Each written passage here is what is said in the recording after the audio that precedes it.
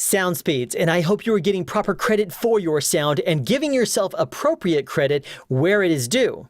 Everybody out there should be familiar with the Internet Movie Database, where industry pros go online to look up other industry pros and see what they've worked on and who they've worked with. People that are new to the film industry have a tendency of listing every possible credit they can to their Internet Movie Database. It doesn't matter if it's a small show or if it's a large show, they're going to list it. And as a matter of fact, that is where you can get yourself into trouble. You want to take very close care with regards to crediting yourself on the Internet Movie Database. On most shows, there are only 3 members of the recording sound crew. That is the sound mixer, the boom operator, and the sound utility. And let's say you day play as a boom operator filling in for that primary boom op. If you go on the Internet Movie Database and you list yourself as the boom operator, you are taking that person's credit as your own. Not only is that not fair to the boom operator, but that's not fair to anybody that looks at your Internet Movie Database and tries to get an idea of who you are and what you've worked on. But if you insist on listing every credit you can,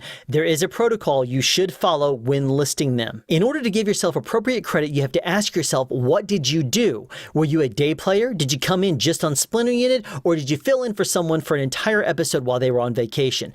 Depending on what your answer is there, that is going to determine what you do and how you do it. If you did most of a particular episode on a show, then by all means, give yourself credit for that. List yourself as the primary because it was deserved by you. You were the person that did most of it. But if you were not the primary person working on that episode or the show itself, then you need to look at the box underneath where it says occupation. Drop down this list and find the classification that modifies your job title of, let's say, boom operator to whatever was specifically yours and your job. Were you a day player? Were you on Splinter Unit? Whatever the case may be, drop down that list and find what is appropriate for your job and what you did. Listing your credits correctly is very important because let's say you have 20 credits listed on your IMDb for a given year. Any industry pro that looks at your IMDb is going to look at that and say, okay, there's something fishy going on here.